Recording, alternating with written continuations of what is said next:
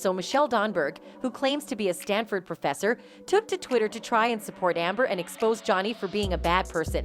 But she ended up humiliating herself. She posted a tweet saying, "In case you need another reason to hate Johnny Derp, the Pirates franchise is deeply racially problematic." This tweet was clearly a hate speech since she even valued reasons to hate Johnny more than her expose.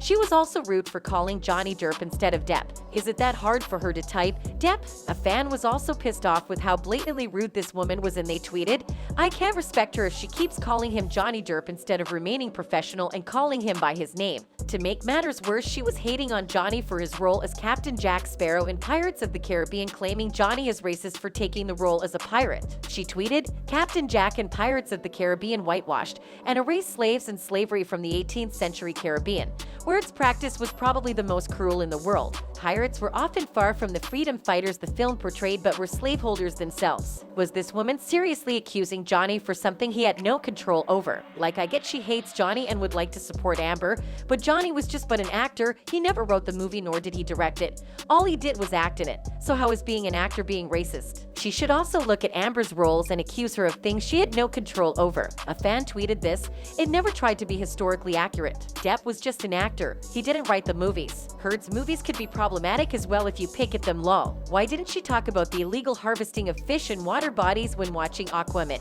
All this started after Johnny Depp won $10 million from Amber and $5 million for impunity charges after he was able to prove that Amber had defamed him on 3 charges. The jury agreed with Johnny and made a verdict in support of him, stating that Amber was actually guilty of all 3 charges. When Johnny had lost in the Sun's trial case in the UK, this professor never spoke up about Captain Jack Sparrow being racist at all. But now that he has won, she tries to take him down by spouting evil stuff about him for her 15 minutes of fame. Well, if it's fame she wanted, she's gotten it. The amount of hilarious and mocking tweets that have been posted under her tweet is just a lot. It seems like Amber, her team and her supporters really like fame and don't care how to get it. During trial, an ex-TMZ employee had confirmed that Amber had leaked the video of Johnny smashing into cabinets and that she had edited it to make herself look good. She had also leaked the fact that she would be appearing in court to get a restraining order against her ex-husband Johnny Depp and that she had a bruise on her right cheek she wanted a picture taken of. Elaine, Amber's attorney, also went on a show claiming that the judge for Amber's case was biased and that the jury's verdict was influenced by social media. She even had the guts to claim that the verdict was a setback to victims of abuse. Now this Stanford professor has decided to claim her 15 minutes of fame by tweeting hate posts about Johnny. Well, she might have not have anticipated how humiliating it was going to be for her. She was going after a fantasy kids movie, claiming it should have had slaves for it to well describe the era in which it represents. But in the film there are fictional characters.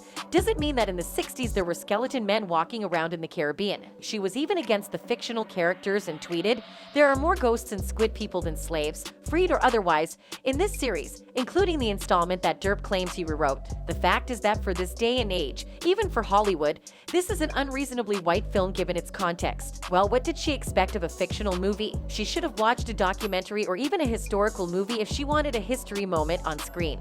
But she chose to watch Pirates of the Caribbean just so she could try and bring down Captain Jack Sparrow. A fan had to remind her that this was a movie based on fiction. See, there's this term you might not have heard of. It's called fiction, as in the events that took place in the media are usually not 100% accurate to the era it's portrayed in. Given that you're a professor at Stanford, I find it disappointing to have to remind you of this. Such a huge embarrassment for Stanford University.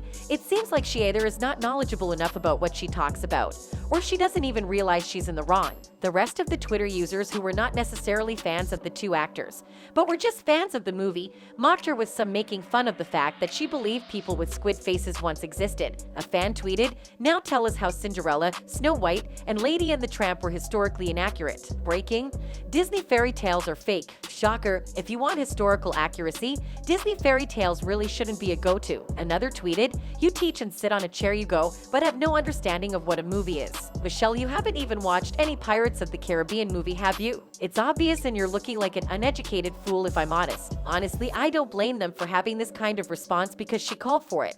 Trying to make Johnny a racist without having ever heard from him or seen proof showing he is racist is just being dumb and paranoid. A Twitter user agrees with this because they said, "You cannot say you know how JD feels and what he thinks. That would be quite arrogant, illogical, and impossible. You can highlight points as your own thinking but cannot attach your theories to another's mind without actually speaking with them directly on this specific topic." Well, so far it seems like she has calmed down from her hate of Johnny High, but we at Film Streak will be here with more news if she decides to come back again. Anyways, thanks for watching.